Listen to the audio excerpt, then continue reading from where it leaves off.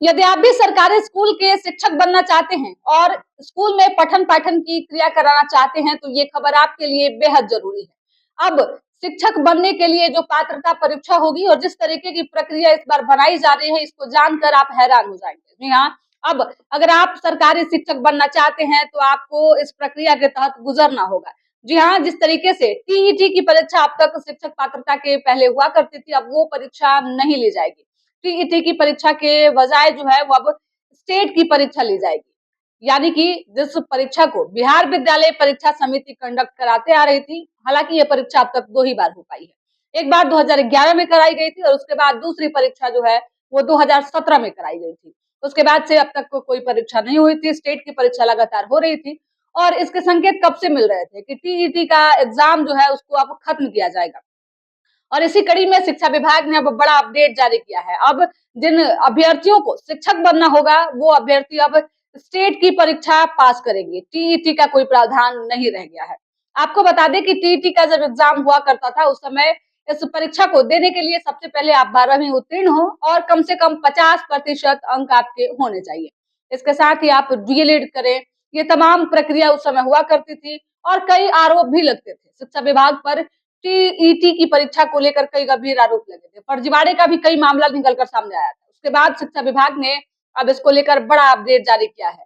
एक तरीके से आपको बता दें कि अ, शिक्षक बहाली की जो प्रक्रिया है उसको आसान करने का प्रयास किया जा रहा है। अब स्टेट की परीक्षा आप पास कीजिए, उसके बाद शिक्षक बन जाइए। प्राथमिक विद्यालय और माध्यमिक विद्यालय के लिए पेपर 1 का प्रावधान था। पेपर 1 में आप अगर प्राथमिक विद्यालय या फिर माध्यमिक विद्यालय में शिक्षक बनना चाहते हो तो या फिर आप डीएलएड कीजिए और इसके साथ टीईटी का एग्जाम निकालिए। लेकिन अब इन सब चीजों को बंद कर दिया गया है। आप सिर्फ स्टेट की परीक्षा दीजिए और टीचर बन जाइए।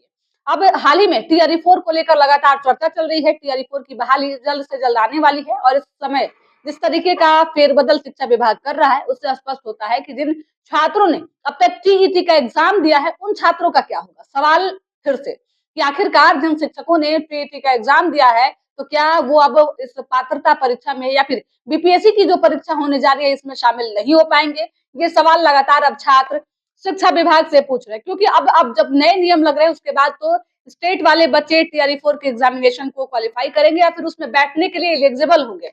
लेकिन जिन्होंने पहले से टीईटी निकाल रखा है तो क्या उन्हें दोबारा से स्टेट देना होगा या फिर इसी परीक्षा से उन्हें टीआरई 4 देने का मौका मिले। टीआरई 4 का प्रक्रिया जब से शुरू हुआ है, जब से इस बात की चर्चा हुई है कि टीआरई 4 की वैकेंसी जल्द से जल्द निकलने वाली है, तब से लगातार ये पूरा टीआरई 4 की प्रक्रिया जो है वो छात्रों के बीच संदेह के घेरे में है। लगातार छात्र ये जानना चाहते हैं कि आखिरकार टीआरई 4 कब होगा। इससे पहले टीआरई 4 से पहले छात्रों की ये मांग थी कि स्टेट की परीक्षा जल्द से जल्द ले ली जाए ताकि हमें भी एक मौका जो है वो इस एग्जाम को देने के लिए मिल सके।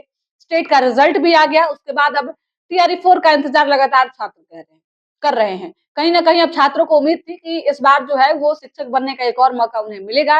लेकिन जिस तरीके से टीईटी को लेकर ये बड़ा अपडेट शिक्षा विभाग ने स्पष्ट किया है, इससे अब पता चलता है कि शिक्षा विभाग इस समय जो बहाली निकाली जा रही है इसमें कटौती करने के मूड। टीईटी वाले बच्चे जब इस एग्जामिनेशन से बाहर हो जाएंगे या फिर अगर एग्जाम नहीं दे पाते हैं तो ऐसे कड़ी में सिर्फ स्टेट वाले बच्चे एग्जाम दे पाएंगे। तो ऐसे ही संख्या छात्रों की काफी कम हो जाएगी और एक तरीके से कई छात्र इस परीक्षा से वंचित हो सकते हैं। तो जिन छात्रों ने अब तक सरकारी स्कूल में शिक्षक बनने का सपना सजो कर रखा था, टीईटी का एग्जामिनेशन पास करके वो इंतजार कर रहे थे कि जल्द से जल्द बीपीएससी की बहाली निकाली जाए, शिक्षक बनने का मौका मिले, तो उन शिक्षकों के लिए ये खबर जो है वो ठीक नहीं है।